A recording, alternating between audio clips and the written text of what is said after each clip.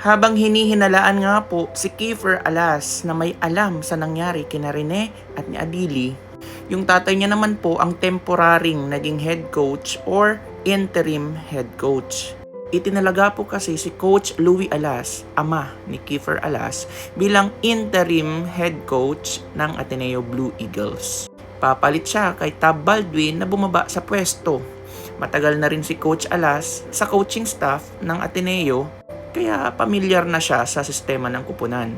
Ayon sa opisyal na pahayag, ang pagbabagong ito ay kasunod ng mga naging kaganapan sa loob ng programa at patuloy na pag-aayos ng team setup. Wala nang ibang detalye na inilabas ang Ateneo tungkol dito. Pero grabe yung comment ni Aliyah, ginawa mong killer si Kiefer. Grabe ka naman. Hanggat wala po tayong solid na evidence, hindi po tayo pwedeng mag-akusa ng tao. Pero ang pinaka-solid dito, Baldwin. Grabe talaga ang kasalanan mo. Okay, isa-isahin natin. Unang-una, kung humingi ka ng permit sa Ateneo de Manila University at pin-approve mo ito legally, siguro na-check muna nila yung lugar kapag assemble sila ng rescue team at wait lang pala. Sana nakapirma si Rene ng kontrata. Diba kasi bago kayong pumunta doon sa lugar, dapat settled ang lahat. Yes, hindi po natin sinisisi entirely ang Ateneo. Ang Ateneo itself pero yung administrasyon B. Unang-una, hindi din kayo nagbigay ng sapat na communication sa family. Hindi consistent yung pagbigay nyo ng update sa kanila. Both families. Diba?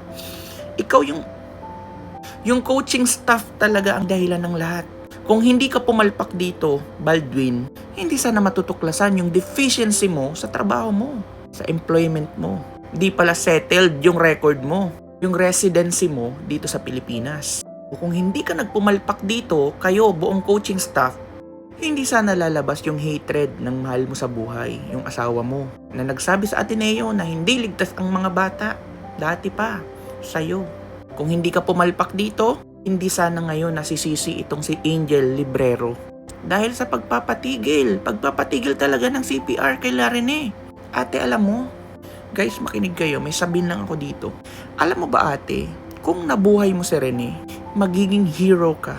Baka mas marami, kung sakali lang nabigyan ka ng pera pero mas marami pang pera ang darating sa iyo, te. You will be well recognized.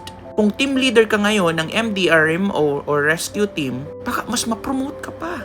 Hindi ka nag-iisip, te. Ngayon tuloy, ang nakukuha mo, imbes na pera, blame. Mali ang desisyon sa buhay, te. Kasi diba napaka-imposible naman. Team leader ka, hindi mo alam yung mga basic life-saving trainings? Sa lahat, dapat ikaw yung may pinakaalam. Ikaw dapat yung may alam ng standard operating procedures. Diba? Diba risk reduction? Pero ang ginawa mo, te, total distraction. Ulitin ko, kung na-save mo sila Rene at si Adili, praises ang matatanggap mo ngayon. Yung mga magulang niya talagang habang buhay natatanawin yung utang na loob nila sa'yo. May napanood akong video about sa pag-rescue. Possible na mas matagal pa yung nalunod, B. Dagat din. Yung kay Adili, ang pwedeng gawin doon kasi may pulso pa siya, rescue breathing. Kay Rene talagang to the highest level na CPR. Lumuwa na Andun na kinalabit mo pati. Alam mo ba, doon sa napanood kong video, ang tagal niya pa bago siya nakapagsuka ng likido. Kay Rene, konting push na lang sana yung Pero balikan kita mamaya. Balik tayo dito.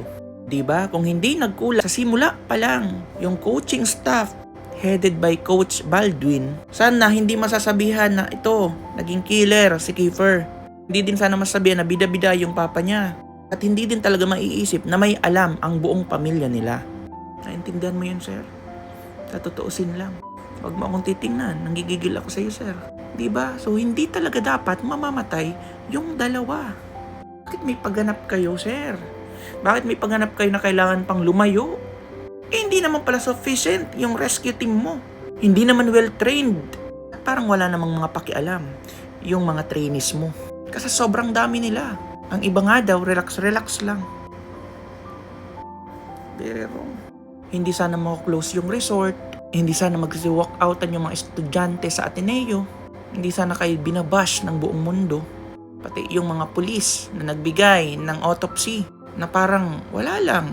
Biglang declaration na asphyxia or death by drowning. Dahil sa kagagawan nyo, yung entirety ng pangalan ng Ateneo nadamay na. Tingnan mo sir, ban na. Sa napakalaking kapabayaan nyo, banned na kayo. Lahat ng coaching staff, banned na kayo habang gumugulong ang investigasyon. Isipin mo kung alam nila Kiefer talaga yung dalawa na muntikan ng malunod, na sabi nga ni Kiefer nagpalutang-lutang siya pero si Rene hindi nakalutang kasi nga allegedly merong pabigat. Anyway, kung alam naman talaga pala nila na isigaw nyo, yung dalawa, marunong naman talagang lumangoy. Di ba sabi nyo, si Adili lang yung hindi marunong lumangoy at si Kiefer. Ang dami Paano hindi natulungan? So, paano nyo may aalis sa isipan ng mamamayan na possible lahat ng mga tao dito may alam? Ngayon, in-next content ko to, in-next part ko to. Pero, kung sinasabi nyo na kayong mga trainees ay isa ring biktima, asan yung mga magulang nyo? Kung biktima kayo, urge your parents na makipaglaban sa katotohanan. Kung talagang biktima kayo at wala kayong alam. Biktima pala kayo pero dead pala yung mga magulang. Ang dami-dami nyo. At marunong naman kayo palang lumangoy. Hindi nyo tinudo yung pagligtas kila Rene. Pinabayaan nyo, Iba po ang biktima sa nambiktima. Allegedly.